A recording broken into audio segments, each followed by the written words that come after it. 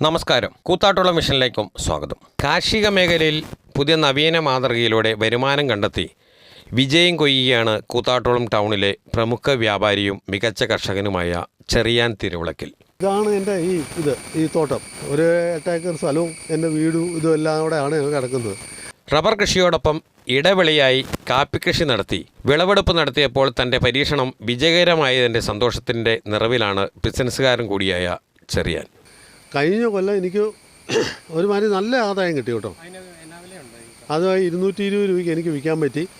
അത് ഒരു വലിയൊരു ഭാഗ്യമായിട്ടാണ് തോന്നുന്നത്. 50 രൂപയെ കണക്ക് കൂട്ടിയിട്ടാണ് ഞാൻ ഈ കാപ്പി വെച്ചത്. പക്ഷേ അത് കഴിഞ്ഞ കൊല്ലം എനിക്ക് 220 രൂപ കിട്ടി. എന്ന് വെച്ച് കഴിഞ്ഞാൽ ഇതിൻ്റെ അകത്ത് ഒരു കീടനാശിനി ഇല്ല, ഒരു കളനാശിനി ഞാൻ അടിക്കുകയില്ല, ഒരു സാധനവും ഞാൻ ഇതിൻ്റെ അകത്ത് അടിക്കുകയില്ല. ആൾക്കാരെ കൊണ്ട് ഇങ്ങനെ വെട്ടിക്കുകയുള്ളൂ. ഇതിൻ്റെ അകത്ത് ഇറങ്ങിക്കഴിഞ്ഞ് കഴിഞ്ഞാൽ നമ്മൾ നോക്കിക്കഴിഞ്ഞ് കഴിഞ്ഞാൽ ഈ 8 ഏക്കർ സ്ഥലമാണ് ഇത്. 8 ഏക്കർ സ്ഥലത്തിൻ്റെ അകത്ത് ഞാനൊന്ന് നടക്കും. ആ നടക്കുന്ന സമയത്ത് ഈ കാപ്പിയുടെ ഭംഗിയും ആ ഒരു ഭംഗി എന്ന് പറഞ്ഞു കഴിഞ്ഞാൽ അതിൻ്റെ ഒരു രസം എന്ന് പറഞ്ഞു കഴിഞ്ഞാൽ ഒരു ഭംഗിയാണ്.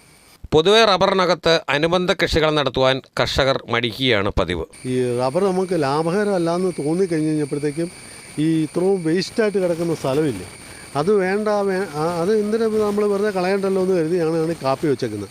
റോയ്സ് കാപ്പിയാണ് ഞാൻ വെച്ചേക്കുന്നത്. കഴിഞ്ഞ കൊല്ലം വലിയ കുഴപ്പമില്ലാതെ ആ ഒരു ലാഭത്തിൽ പോയി എനിക്ക്.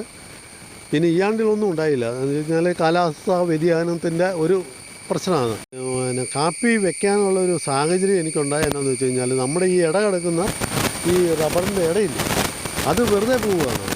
അപ്പോൾ അത് നമുക്ക് ഒരിക്കലും കിട്ടത്തില്ല, അതിൽ നിന്ന് ഒരു ആദായം കിട്ടത്തില്ല, മുഴുവൻ പുല്ല് കയറി കിടക്കുകയുള്ളൂ. അപ്പം എനിക്ക് തോന്നിയത് കാപ്പി വെച്ചേക്കാന്ന് തോന്നി. അത് റോയിസ്കാരൻ പറഞ്ഞു ഇങ്ങനെ ഇത് വെച്ച് കഴിഞ്ഞാൽ കുഴപ്പമില്ല, അതുകൊണ്ട് അത് നല്ലതാണ്, വെച്ചോ എന്ന് പറഞ്ഞു. അത് പക്ഷേ ഞാനത് എന്നാ ചെയ്തതെന്ന് വെച്ച് കഴിഞ്ഞാൽ ഭയങ്കരമായിട്ട് ആക്റ്റീവായി. അപ്പം ഇതാണിപ്പോൾ ആ പണിക്കാരനൊന്ന് തൂളുന്നില്ലേ, അത് തൂളുന്നത് എന്നാന്ന് വെച്ച് കഴിഞ്ഞാൽ അത് മുഴുവൻ ഈ ഡോളോമിറ്റ് അത് ഇങ്ങനെയുള്ള സാധനങ്ങളെല്ലാം തൂളും, പിന്നെ വളം തൂളും.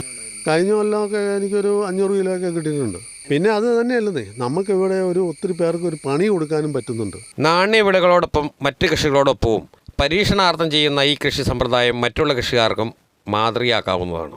വാനില, വാഴ ഉൾപ്പെടെ വിവിധതരം കൃഷികൾ പലതും ഇടവിളയായി കൃഷി ചെയ്യാറുണ്ടെങ്കിലും കാപ്പി കൃഷി പൊതുവെ വിരളമാണ്. വീടായാലും ഓഫീസായാലും നമ്മുടെ സ്വന്തമായ ഇടങ്ങൾ ഏറ്റവും മനോഹരമാവാൻ നമ്മൾ ആഗ്രഹിക്കും. ഇനി അത് സ്വപ്നം കണ്ടതിനേക്കാൾ മികച്ചതാക്കാം. വരൂ, നിങ്ങളുടെ സങ്കല്പങ്ങൾക്ക് കൂടുതൽ തിളക്കമേകൂ. പൈറ്റുകുളം മാർബിൾസ്, കൂത്താട്ടുകുളം, കോതമംഗലം.